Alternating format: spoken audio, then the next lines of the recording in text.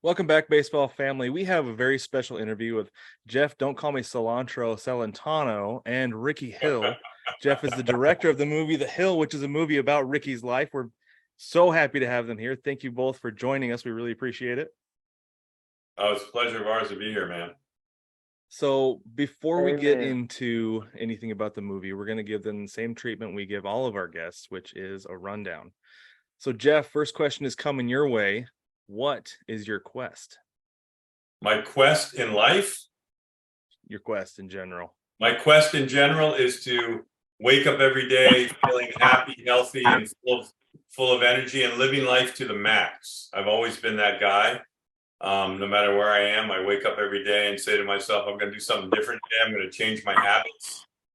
And if I drink coffee for a month straight, the next month don't drink it. Or I try to aspire to that. It doesn't always work, but so my quest is to really, it's funny when you get older, like you're still 25 in your mind, but your body says, and that's kind of what's been happening to me. I'm an avid surfer. I get in the ocean a lot and surf, and got to get my body lined up for that every day. So instead of waking up and jumping in the water, I got to do a whole bunch of stretching, stuff like that. And my quest is to keep making movies till I'm dead. I love what I do. I think I was put on the earth to do it. I mean, I was an actor for many years and I loved it, but it wasn't my calling. And then when I started making movies, I realized that it was a lot better to make movies that take a whole year than as an actor, you have all this time in between all the jobs you don't get. And then you got to go to the dry cleaner, the bank, you wash your dog just to take up the time of the day. But as a director, you're on movies for a year or two. And I've been on the Hill for 16 years trying to get it. Yeah. Wow. Yeah. Great things take a while to get made, That's right. That's right. Rickey, same question to you. What is your quest? Well, I'm a little different from him because I'm not a producer or director or anything like that. Mine is keeping my faith intact, okay, and serving my God the way I'm supposed to. That's my quest in life. And then golf. Without having to kill somebody, one of those deals. That's my quest, and then plus shoot in golf 66, 66, 66, and 66. There you go. Good quest. That's great. All right, Jeff, what is your favorite color? Blue. Aqua blue, actually, to be exact. I like the specificity. Yeah. Yeah. Goes with the ocean. Rickey, who's your favorite baseball team? Honestly, I don't have one. That's going to make this next question hard. Go to the next one then, Brig. Just go to the next one. If baseball was an ice cream flavor, what would it be? Dreamsicle. Ooh. That's really good. That's a hot take. I like that. All right, so Jeff, if the Phillies, your favorite team, was a beverage, what would it be? Root beer. Yep. Instant. Just reminds me of the back there, A&W root beer. You remember that? Oh, you guys are only 12. You don't remember that. My daughter is special needs, and she only eats about a handful of things. But one thing she loves more than anything is A&W root beer. Wow. Well, tell her that she has a fan here. I'll let her know. Okay, Rickey, last question for you. What is one unpopular baseball opinion that you have? One unpopular? Mm-hmm. It's too political. Agreed. It's totally it's been this way since even the 70s. Everything is bought. It's not they just want to let the game be free and play the game the way it's supposed to. That's been my beef since day one. Yeah. And I worked with the Association of Professional Baseball Players, and this might sound kind of rough, but we wanted a limited amount of foreigners playing in the United States, and that was a beef. That's interesting. How long ago was that? 75. Mhm. When we first started in Oh, I 75. thought you were going to say it was back when that guy carved those commandments in the stone and the other guy invented that round wheel. You know what? That's exactly what I was thinking, because I was thinking of Jeff at the time. But yeah, I was thinking of Jeff and his all his rocks that he used to throw, but they were big, huge boulders. Him pushing them along with Pharaoh when they were trying to cross the Red River. I don't mean to veer off, but I just want you guys to know that Rickey hit 2,000 rocks a day with a stick. Every day he was so bored and poor, and when he was 8, that's what he did. That's why he's getting me back now, because I did not hit 2,000 rocks a day, that's for sure. Wow. Yeah, I might be That's sitting in my incredible. chair if I did that. Well, the problem was he couldn't even hit one because he'd miss it. that's true. That's true. I would. I'm terrible. No, I was an athlete my whole life. Come on. Yeah, he couldn't hit water if he jumped off the ship. Oh, It's a shot fired. whoa! They're flying now. Rick, did you lose some weight? It's like throwing a chair off the Titanic. Okay. Well, I'm glad you brought up the 2,000 rocks, because that is something that got depicted very well in the film, right? The boredom was very palpable. The not that the film was boring, but that the depiction of the boredom was very real and apparent, I think, as viewers. And it sounds like that was a really important part of Rickey's story and his upbringing. Would you say was that super deliberate? I'm assuming it was. Yeah, absolutely. Oh yeah. Yeah, I lived in I had to have places where there's rocks because that's all I did all day long. It was free, and so I dove into rocks, hitting them all day long with a stick. Yeah, he had like a natural talent anyway, and then of course you combine that with all that time he spent on the railroad tracks hitting the little stones.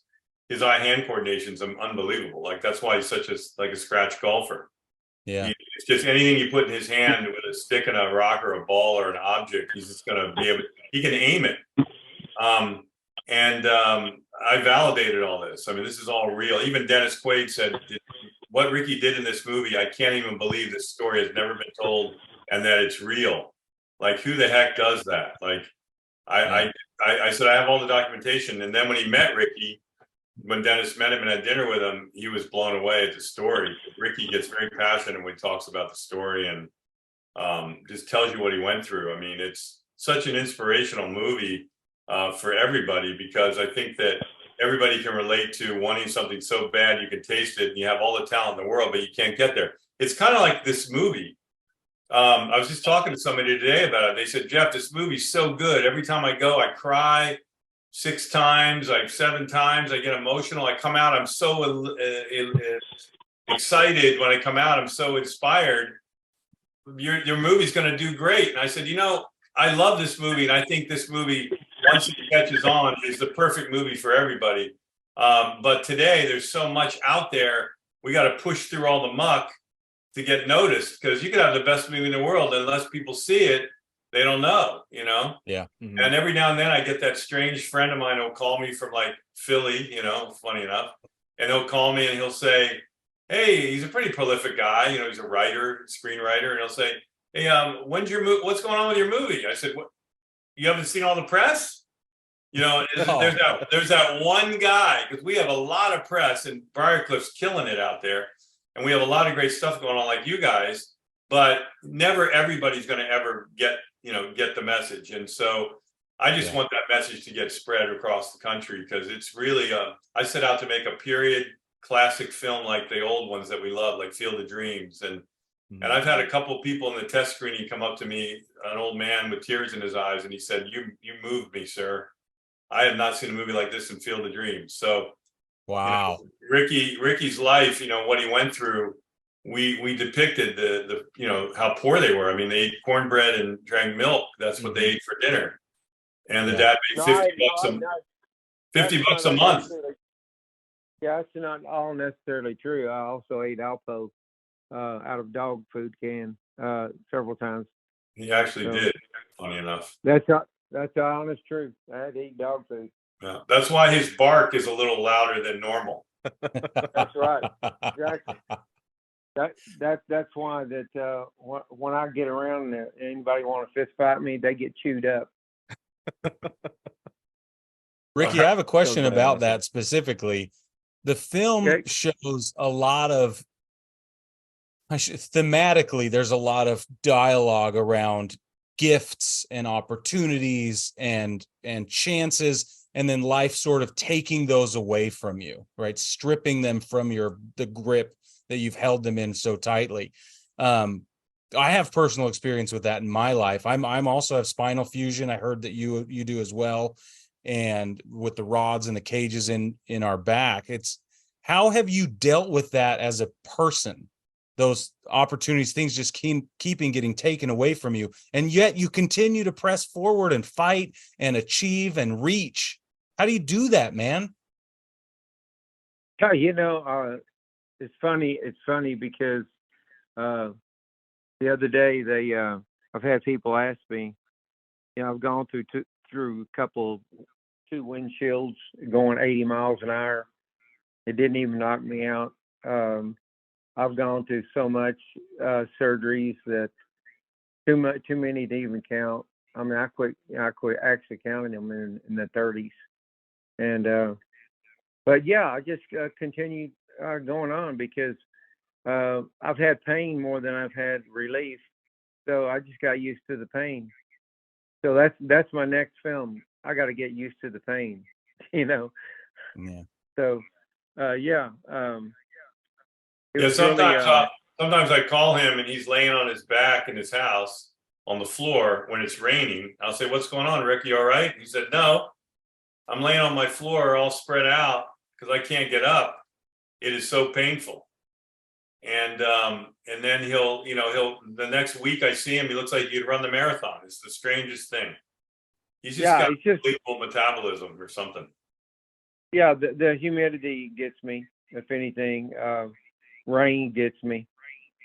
And so yeah, I mean it's I'm good, but hey, honestly, be upfront with you.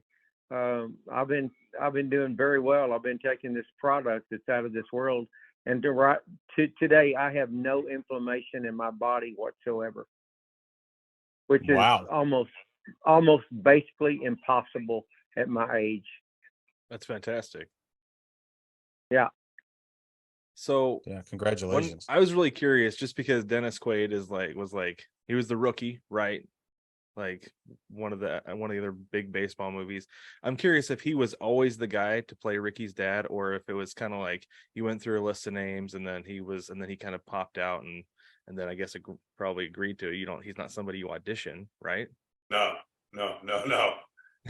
Dennis was definitely on the top of the list. There's always a list. Yeah. But when I look at the list in a grouping, when the casting director gives it to you, you put your own list together, you guys sit and talk about all the qualities of James Hill, not only that who he was, but also how you want to portray him. And there was nobody that had. Obviously, Costner and Dennis have fought over sports movies. Not fought, but they've battled who's going to play what. And Costner's great, but Dennis had an unbelievable quality that I felt was like a complete circle of a perfect man. He's like this tough guy. He can be a cowboy and strong and scary, but he can also be the warmest, fuzziest, sweet, lovable teddy bear. And I needed that in the movie. I needed a guy that everybody can relate to. Matter of fact, it's funny you brought that up. Dennis was number one choice for this part. After we sat and talked about it, absolutely, hands down. But every other role had the similar kind of thing that Dennis had. I wanted everybody to be, especially little Ricky, I wanted him to have unconditional love, like a dog. Like you kick him and it just comes back and licks you. That's how little Ricky was. Ricky, when he was young, you know, he was so innocent, and you know, he'd fall down and get hit or get bullied. He'd stand back up and he'd fight through it, and then he'd smile at you. And so I think that if you saw the film, every cast member to me was perfectly cast. And that's not because I directed the movie. I mean, I've made a lot of movies, and you'll never hear me say, I like my cast, great cast, but you're never going to hear me say what I'm saying now, which is every single person fit the part to the T. And they all had a certain quality that I think every person can relate to in some way. Like when a family goes to see this movie, I'm sure people go, I know those people. They live next door to me, you know. Yeah. They'll relate to each person. Or I had a dad like that, and you know, I wanted the dad to be tough but super understanding, and I wanted the audience to relate to him, that he cares about his son. He's not being a tough father just because he's an egomaniac. He's the opposite. He was very in love with being a pastor and wanted to carry that on to his son. And when he saw his son wanted to play baseball, he said, no, you're going to get bullied, ridiculed, and possibly in a wheelchair the rest of your life if you try to play this game. I mean, everybody told him he couldn't play, the doctors, his friends, everybody. And there were certain people that believed in him and believed in his will and pushed him, you know? Yeah. So yeah, Dennis really portrayed the father. He one of the best performances I've ever seen. He told me it's one of the best roles he's had ever. Because it was a lot of complex guy for him. There was a lot of different things for him to play. I'll quote Dennis, there's a lot of meat on the bone in this one for me. That's awesome. But I think you're right though. The casting was perfect. Sometimes you'll see a movie and you're like, I get it, but I don't like buy that person in that role. Right. But everybody had me completely bought in on all of them. It was fantastic. Yeah, you just said the two words, bought in, meaning that like I rarely see any movie where I get absorbed into the movie and I kind of don't know where I am. But I've seen The Hill 1,000 times. And every time I watch it, I kind of forget I'm watching it because I get so involved in the people. Yeah. That was a sheer luck. That chemistry is everything, and that chemistry just clicked with everybody. Like the three little kids, they were like best friends through the whole movie shoot, and then they leave, and we bring in the next group of three kids that are older, and they got along the whole time, like perfectly, like they were best friends. So they created a family. And if you look at Dennis and Joelle Carter and Grandma and all the kids in the family, never for a second do you think they're not a family. Like they look like they're, and then of course what really gets me in movies is when the kids grow up, you know, you have this little boy and girl and brother that you got to fall in love with for 50 pages, and then 50 pages more you give them somebody else, they get pissed. They're like, the families, people that are watching the movie, the audience is like, you just took away that kid I fell in love with, and now you give me another kid. I better fall in love with him. And you do. Colin, to me, all the kids look just like the younger versions of themselves.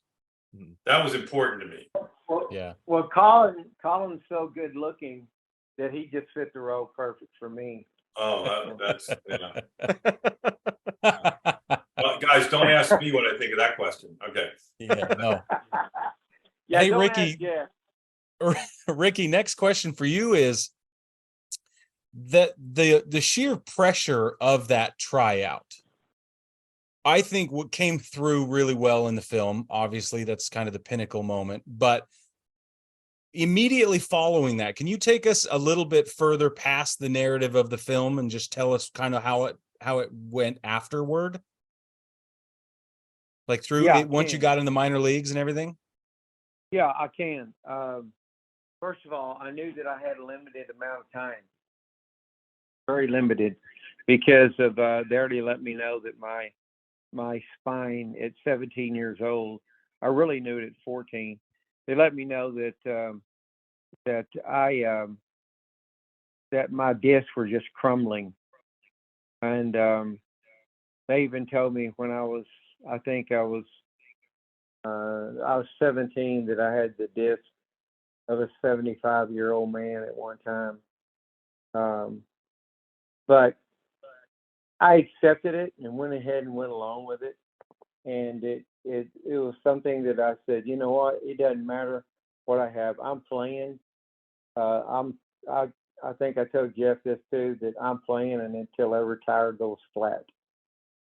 And Yeah, I played.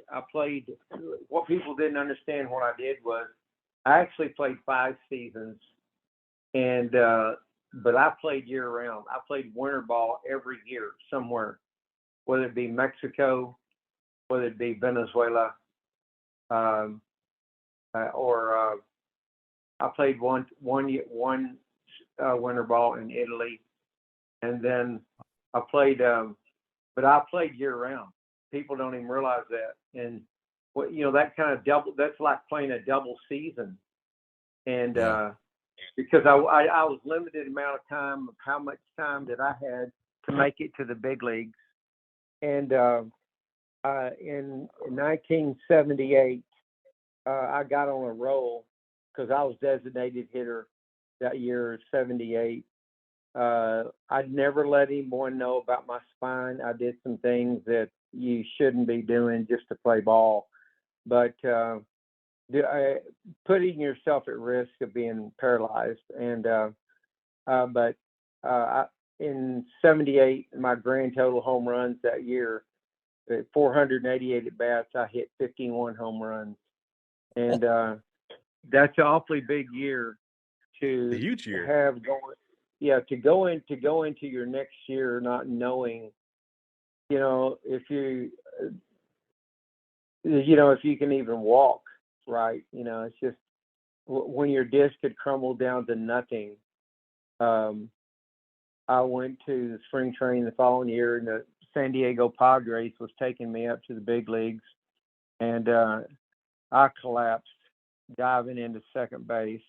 I had no legs I didn't walk. I was in traction in the hospital for 3 months. Because back then, guys, they didn't have anything to hardly do for you, especially when you have no disc. None. And everything I've got inside of my body right now is giving me life again because of technology. And these screws that I have in my spine, I have 9 of them. And I have 6 cages, and I have a rod that holds me all together. And so back then, I couldn't even think about ever, coming back, making a comeback. I knew when it was over, but I knew the day was coming. They let me know. And because after that big night that we had down at that big night that you saw, I got offered 47 scholarships. And That's before, amazing. nobody even wanted me before because they didn't want me because when I snapped my ankle half in two, it was like Achilles tendon. So therefore, they thought my whole baseball career was over. But I'm a fighter, man. I came back. And I started getting bigger and larger. I wound up weighing 239, and I was 6'1" and a half, and then I became a power hitter, very strong power hitter. And each year that I got just a little older, I was just getting more power, even though my spine hurt me every time I swung it. It didn't matter. I'm swinging it. I'm swinging for the fence every time I got up to bat. That's beautiful. You have to pardon I my did. emotional response. I understand what you're saying, and it's wonderful. You do understand, don't you? I know you do. Yeah. It's a feeling that that you have a limited amount of time. Think about it. So I'm not going to go to college because that's going to be a waste of 4 years for me to go to college when I'm got offered a baseball professional contract right out of the gate from this big, huge camp that I was the only one out of 700 ball players that wind up signing a contract with the MLB team, and I'm the only one, period, which was very fortunate. I mean, this story goes on and on and on, man. I'm telling you, we could do a probably 10 years a series on this thing. They should. Jeff, let's get on that. All right. No, we'll talk about it. You know, Andre Dawson was Ricky's roommate back in the day, and they traveled all those games together. They were super close. And you know who he is, right? Yeah. Oh yeah. He Yeah, tells that's great amazing. stories about Andre Dawson and him. There were so many moments of Ricky's life that we wanted in the movie. Just interesting things that happened to him. There were so many that we couldn't. The movie would be 4 hours. So it was hard to kind of take those little babies away and send them off somewhere else. But we ended up making the movie the way the best we could with the story that I felt really compacted what happened. The movie's 2 hours long, so it seems fast when people watch it. They go, "I had no idea it was 2 hours. It felt like an hour and a half." But I had an incredible editor. We had an incredible crew. I mean, my producer Warren Ostergaard killed it. I mean, he and I went through we were in the war together. We went through the trenches. We were in the trenches. He worked tirelessly on this movie from the day he met me, and he's been trying to deliver this movie for a year and a half, almost 2 years now. And we were paid 2 years ago. I mean, we still love the movie. We'll never give up. We're like Ricky. As I told Ricky when he met me, he said I walked up to Red Murphy and I said, "I'm the best hitter you're ever going to see." And that rang true to me inside. And I walked up to Ricky when I met him. I shook his hand. I said, "I'm the best hitter you're ever going to see. That's why you need me." And there were a lot of bigger directors with bigger careers trying to get this movie away from me. But everybody around me just kept me, Ricky included, just kept me in their sights and said, "No, we're not going to make this movie without Jeff. His heart is full of this movie." And it's always been. This is not even a movie to me. This is like a lifelong journey for me that I don't think I'll ever have again, no matter what I make. This is a special movie. Go ahead, Rick. Yeah, I got to brag on him. I got to brag on him because I always do. Not that I want to, trust me, but I am. He when he came to me after I spent 1 hour with him, and then the next day I spent time with him again. I knew he was the one, and I just interviewed over 40 something directors, but I knew he was the one. He had this heart that like mine. It beats, and it beats so hard that it believes in winning. And I knew I could see it. And I'd already been through so much crap through all these directors out there that are full of whale manure. And but when I met Jeff, I knew without a doubt he was the one. And you know what? Once again, I'm right.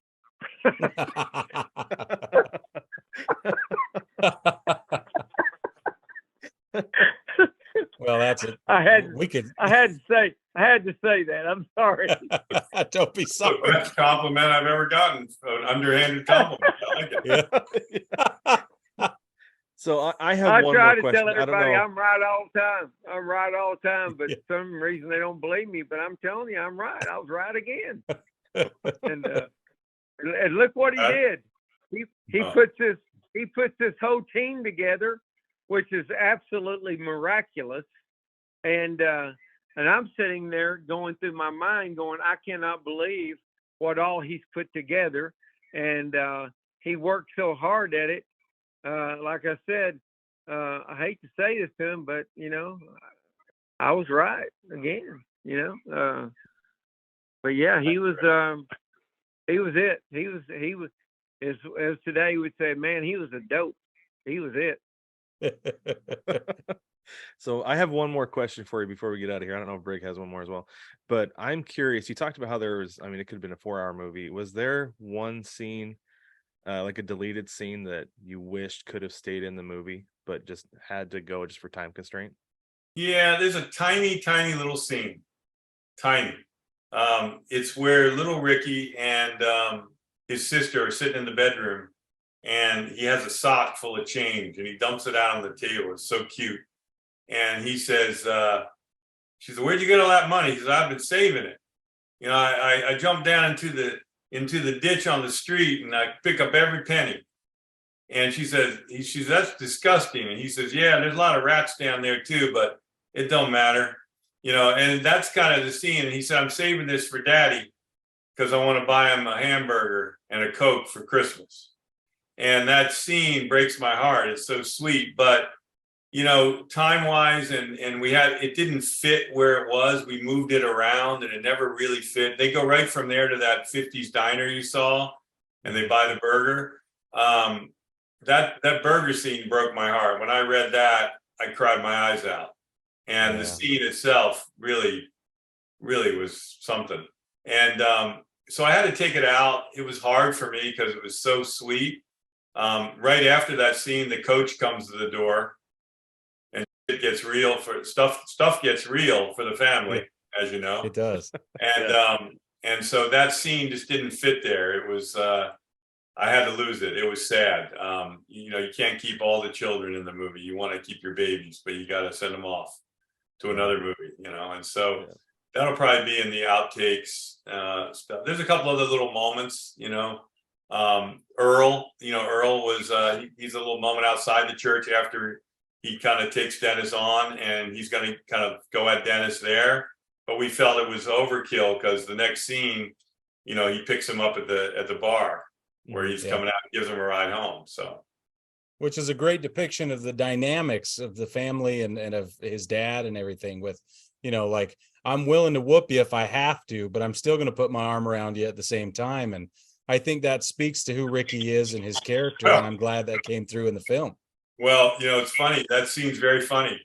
Dennis said, "I'm not hitting the guy." I said, "No, I'm going to look like a wimp." I said, "I'm going to make you look like a hero. You are not like a wimp." And if you watch the scene, he never touches the guy except to push him away.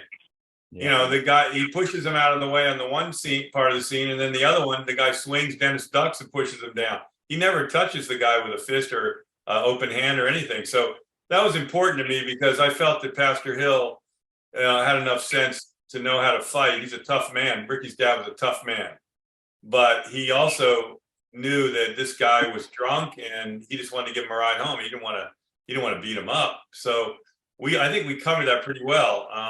There's little subtle moments like that, like the scene where he takes his son out back. Oh, that's my favorite scene of the whole film. That was a great scene. Well, let me tell you, that was a lot of struggle to figure that one out. And I'll tell you a 2-second story. It's brilliant. There was a line at the end of that scene that Dennis was supposed to say. He says to the kid, "Just go on in. The punishment's already happened," or something. And Dennis said, "Why do I have to say that line?" I said, "Because it took me about 6 months to figure that line out. We had to come up with the perfect line. We had to come up with the perfect line that covered what you're feeling." He goes, "Why can't I just feel it?" I said, "The audience won't get it." He said, "Oh, okay, all right, I'll do it." And then he did the scene, and I'm watching the scene, and he gets to that last moment where he's making a decision what to do, when he's about to, you know, punish his son. And Dennis just lost it. He started crying and he broke down. And I was crying, and the crew, I looked like some grips had tears in their eyes, and I said, "What is going on?" And I walked over, I cut, and I walked over to Dennis. I put my arm around him. I said, "That was beautiful. Where did that come from?"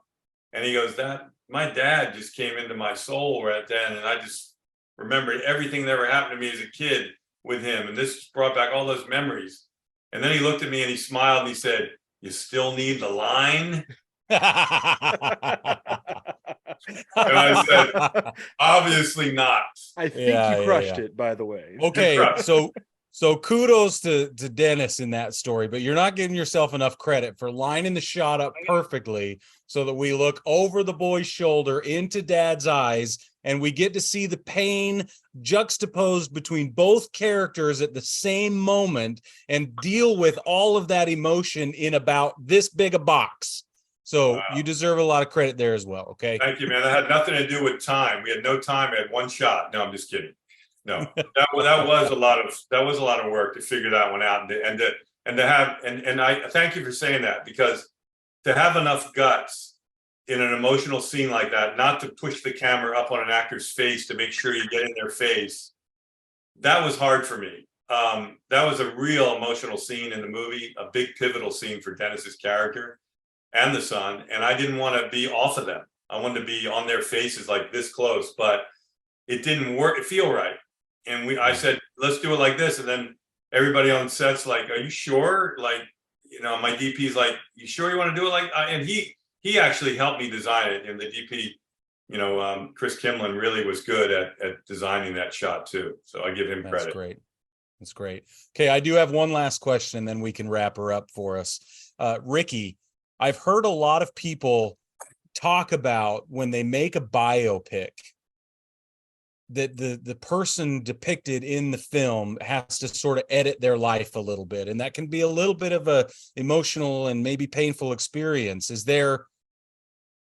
Can you speak to that at all? Was this difficult for you to look at pieces of your life and say, no, that doesn't necessarily flow well enough for what we're trying to achieve here, or anything like that? You know, I've never been asked that question. I've been asked 10,000 questions. I've never been asked that question. As far as editing my life, the only thing that I would say, period, in this film, what really, like the story that Jeff just got through telling about what my father did, and he did not. He didn't give my brother the whipping. I didn't even know they even wrote that in the movie.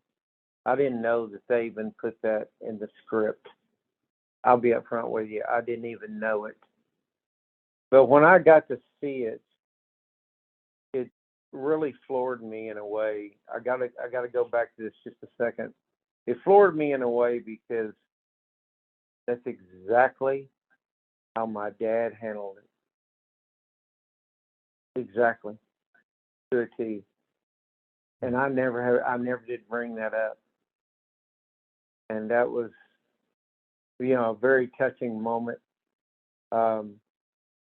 The only other thing as far as editing anything is I would like to say this to you guys so you know, whether you're aired or whether you don't, that when I did go up to Red Murph, I had to jump over a 10-foot wall to get on the ball field. And I had to go to him because I'd already been cut off there's one big, huge finale game. And that game, out of 700 players, you think about it a minute, there only is 8 players that's playing in the game, 8 players on each side, because you've got one pitcher. And then for him to give me the opportunity he gave me. But when I walked up to Red Murph, and I kind of want you guys to really know this, that I had tapped him on the shoulder, and he was talking to 8 or 9 scouts, and he's standing on top of the rubber of the pitcher's mound. And you can imagine this just in your mind. This is a man that signed Nolan Ryan. This is the king of all the kings in the scouting world of putting ball players on the field. And I walked up to him and tapped him on the shoulder, and he turned around and he looked at me, and he said, "You know where you're standing?" Well, he's 6'6", and when he's on the mound, now he's 10 feet tall. And yeah, I mean, think about that a minute. You're talking about intimidation. That's intimidation. And so I said, "No, sir, I don't." He goes, "You're standing on the hill." Now, isn't that interesting? Huh. Think about that a minute. Standing on the hill. And so I said to him, I said, "Red, my name's Rickey Hill. And I just wanted to let you know before I leave this camp that it's a shame you're never going to get to see the best hitter in this camp." And that's when he said, if your bat is in tune with your tongue This, by the way, this made Sports Illustrated. He said, if you're bad as in tune with your tongue, you're a hell of a hitter. He said, so you honestly believe, you think that you're the best hitter here? And I said, no, sir, I don't. I know I am. Well, that just really got him. I mean, it really did. That just got him big time. And that's what made this whole thing get started. That this movie wouldn't even be coming out today had that not happened. And all the other scouts behind him were doing nasty things that get me off the field. Get me off the field, and that I don't deserve it. I don't deserve the shot. And Red Merce said, just shut up. And he looked at me and he said, some reason I am believing you are telling me the truth. He said, so tonight, he goes, where's your uniform? I said, you're looking at it. I was so poor. Seriously, guys, you have no idea. I was down there wearing polyester shorts during the deal, and it was just very embarrassing. And you still so, wear those today. You still wear those today, Rick, the red ones. I do. I wear those, and then I hand my handers over to you. I give them back to you. So anyway, but saying that, he said, get him a uniform and get him ready for tonight's game. And that gave me the chance. That was at 2:30 in the afternoon, because the big game that night started at 7:30. I called my father home and I said, Dad, you're not going to believe this. When he looked at me and he said, you're going to designate the hit for both teams tonight. And I got to thinking about that a minute. You talking about a big chore. That's some heavy lifting. Yeah. And we're going to play probably 10 innings. And the whole town's coming out. A&M's right next door. This is their junior college for and they're right next door, and everybody's coming out to watch this big, huge game, big tryout game. And the next thing you know, here I am, not deserved to be there, but not deserving to be there. Turn around and give me a chance. Him giving me a chance like this was remarkable. And then taking advantage of it and having I'll just tell you, I had a partner with me that night. How's that sound? Okay. Yeah. And that night, I just ripped everything that they threw at me. I just ripped it. And it was just an amazing, amazing night. I called it a big night. And to be honest with you, a while ago you asked what happened beyond the story. Well, I'll tell you what happened that night, and it's going to be neat for you to hear this. I had 4 cents in my pocket left to get home. The church and everybody had already gone. They already left. And I didn't have any gas to make it home. It was on dead empty. And I went over there and just parked in the car, put my feet out the window, just looked up and thanked God for this beautiful night, because this was a night that no one could forget. I mean, the scouts, the college scouts, couldn't believe it. Heck, I couldn't even believe it. But saying that, I woke up the next morning and said, well, you know what, God, how in the world am I going to get home? I got no gas money. I got no gas. And I didn't tell you guys this. I'm also an arm wrestler.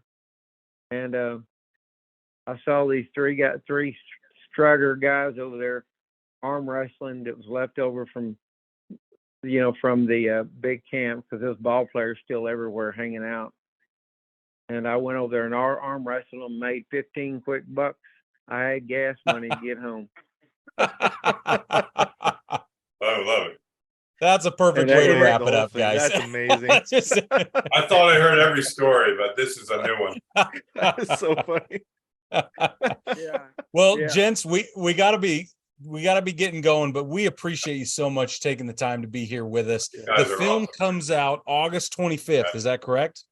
Yes, sir. August 25th. I think tickets All go on right. sale the next week or two. Okay. All right. Well, we'll get it out here. I think we're going to air this before like the 15th is what we've decided. So Great. they'll give everybody a chance to put it in on their to-do list to go out and see The Hill. The story of Rickey Hill. He's here with us, and Jeff, the director. Thank you guys. Thank I you, really guys. appreciate it. What a Really wonderful appreciate it. opportunity. And thank you, my team of Emma and everybody else who's on here, hanging on, listening to these stories. I love it. Yeah, it's awesome. Thank you guys. All right, baseball family, we'll be right back, and then we will wrap it up with you.